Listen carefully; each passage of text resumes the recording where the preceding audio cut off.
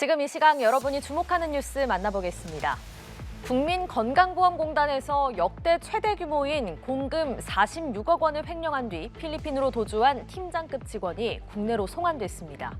해외로 도피한 지 1년 4개월 만인데요. 최 씨는 필리핀 마닐라의 한 고급 리조트에서 체포됐고 예상보다 3주 정도 빠르게 국내로 송환됐습니다.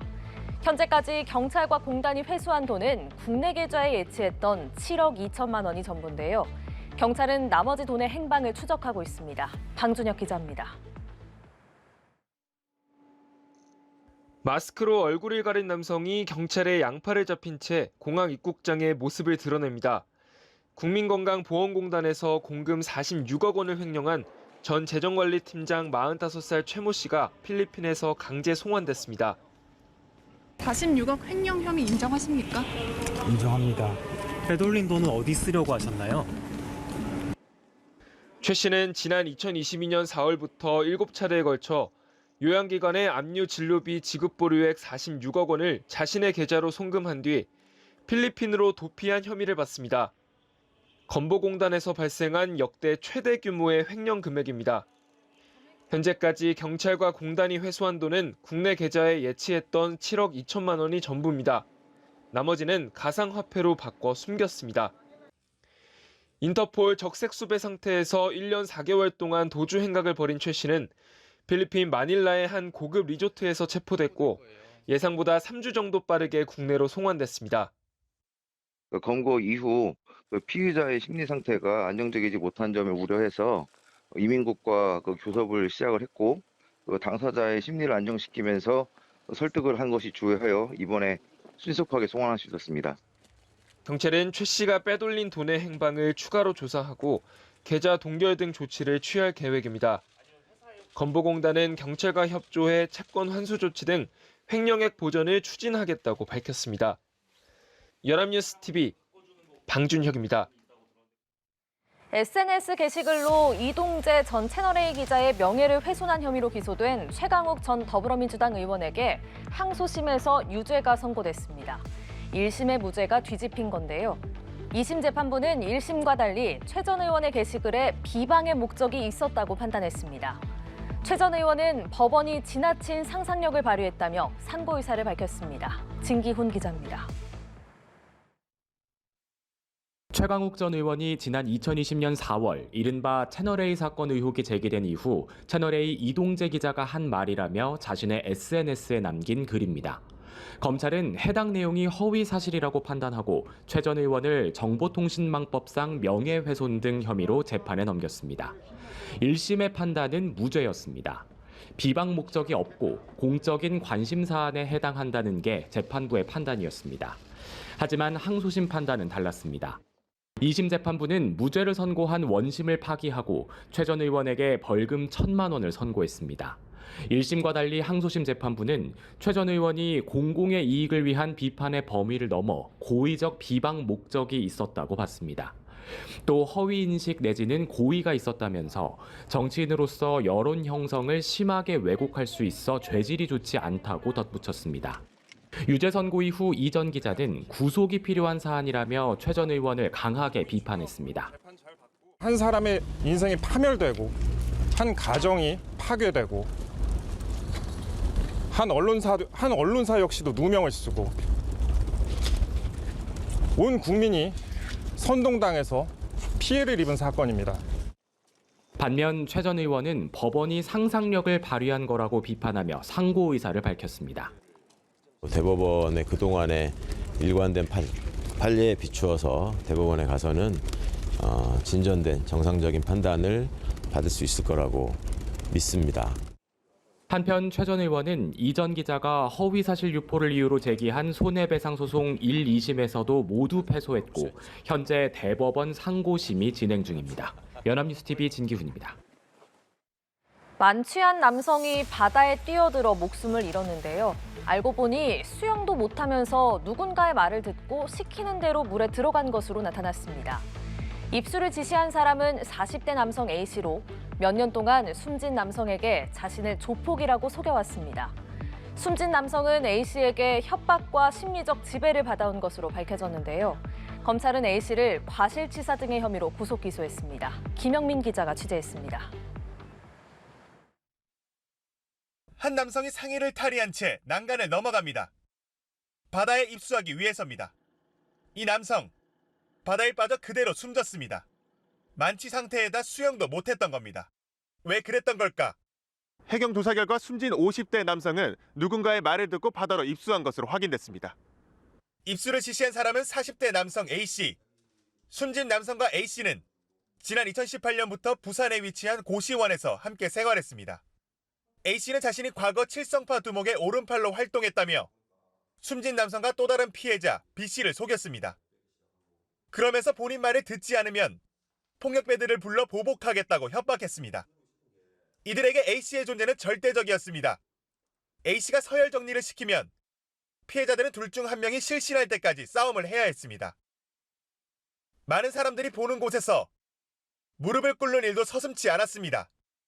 A씨는 피해자들의 이런 태도를 이용해 기초생활수급 카드를 빼앗는 등 모두 1,700만 원을 가로챘습니다. 폭행이죠. 언제 해결할지 모르니까 안 하면 안 될 상황이고 늘 그래왔으니까 사건 당일에도 A씨는 숨진 남성과 B씨를 자신이 있던 경남 거제로 불러 밤새 소주 22병을 마시게 했습니다. 이후 해안가로 이동해 술을 마시던 중 자신의 기분이 좋지 않자 피해자들에게 입수를 지시한 겁니다. 곧바로 입수한 피해 남성은 결국 물에 빠져 숨졌습니다. 과거에 조직 폭력의 보스의 오른팔이었다는 그런 이야기들 수시로 이야기했었고, 그리고 부산역 앞 그 노숙자들을 상대로 실제 폭행을 행사하는 그런 장면도 직접 목격을 했었고 간접적으로 경험하다 보니까 검찰은 A씨를 과실치사 등의 혐의로 구속 기소했습니다. 연합뉴스 TV 김영민입니다. 경북 영덕에서 올해 첫 아프리카 돼지열병 피해 양돈 농가가 발생했습니다. 안 그래도 산란계 농장을 중심으로 고병원성 조류 인플루엔자가 창궐하고 있어서 두 가지 가축 전염병 동시 유행이 현실화되고 있는 건데요. 전국 축산농가 방역에 비상이 걸렸습니다. 방역당국은 농가에겐 기본 방역 수칙을 철저하게 지키고 일반인에겐 야생 멧돼지 서식지나 철새 도래지 등 출입을 자제할 것을 당부했습니다. 서영석 기자입니다. 민족 최대 명절 설 연휴를 코앞에 두고 아프리카 돼지열병 ASF 피해 양돈 농가가 발생했습니다. 피해 지역은 경북 영덕.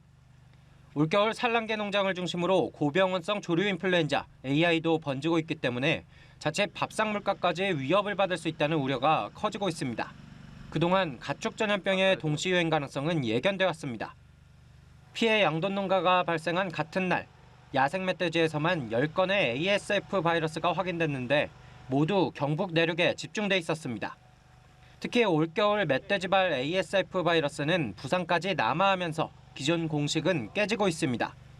지난해 ASF 발생 양돈 농가는 모두 10건으로 경기와 강원 북부, 주로 북한과 마주한 접경 지역이었는데 올해 첫 피해 농가는 경북 내륙에서 나온 겁니다. 2019년 우리나라에 ASF가 처음 발병한 이후로 따져도 경북에서 피해 농가가 나온 건 이번이 처음입니다. 경북 지역에서 ASF가 처음으로 발생하여 농가들의 대비 태세에 다소 빈틈이 있을 수 있으므로 농장 방역 수칙과 조기 신고, 교육 홍보에 만전을 기하여 주시고 북한 접경 지역부터 남부 지역까지 모두가 가축 전염병 사정권에 들어간 상황. 방역 당국은 농가에겐 기본 방역 수칙을 철저하게 지켜주고 일반 국민에겐 야생 멧돼지, 조류와 접점이 생길 수 있는 입산과 철새도래지 출입을 자제해 줄 것을 당부했습니다. 연합뉴스 TV 서영석입니다. 부산 기장군의 한 항구에서 몸 길이 11m의 참고래가 발견됐습니다. 참고래는 40년 넘게 우리나라 해역에서 거의 발견되지 않은 국제 멸종 위기종인데요. 지난 1985년 고래잡이를 금지한 정책이 효과를 낸 걸로 보입니다. 1937년 마지막으로 포획된 후 자취를 감췄던 향고래도 100여 마리 이상 분포하는 것으로 파악됐습니다. 보도에 고희훈 기자입니다. 부산 기장군의 한 작은 항구. 거대한 고래 한 마리가 부둣가에 놓여 있습니다. 난생 처음 본 고래의 모습에 사람들이 신기한 듯 직접 만져보기도 합니다. 엄청. 몸 길이 11m, 무게는 7톤에 달하는 참고래입니다. 주변 다시마 양식장 어장에 걸려있던 것을 발견한 어민이 해경에 신고했는데 발견 당시 이미 죽은 상태였습니다. 참고래는 지난 1980년 동해에서 마지막으로 포획된 이후 40년 넘게 우리나라 해역에서 거의 발견되지 않는 국제 멸종 위기종입니다. 지구상에서 대왕고래 다음으로 큰 포유류로 체장이 약 23m에 이르는데 과도한 폭염으로 개체수가 급감하다 최근 우리나라 해역에 50마리 이상 분포하고 있는 것으로 확인됐습니다. 지난 1937년 마지막으로 포획된 후 자취를 감췄던 향고래는 100여 마리 이상 분포하고 있는 것으로 파악됐습니다. 근데 전체적으로 향고래나 참고래 숫자가 예전에는 정말 한두 마리 정도 발견될 정도로 숫자가 적었지만 최근에는 100여 마리가 분포할 정도로 우리 바다에 많이 분포하고 도래하는 것으로 보입니다. 그동안 밝혀지지 않았던 남서해 연안의 상뱅이 개체수도 처음으로 확인됐습니다. 국립수산과학원은 충남 태안과 전남 진도 사이 연안에 지금까지 추정된 것 중에 가장 많은 4,500마리 상뱅이가 분포하고 있다고 밝혔습니다. 국립수산과학원은 올해부터 우리 바다의 고래 분포 현황을 명확하게 확인하기 위해 선박 조사 횟수를 확대하고 동해에서는 처음으로 항공조사를 도입할 계획입니다. 연합뉴스TV 고희입니다.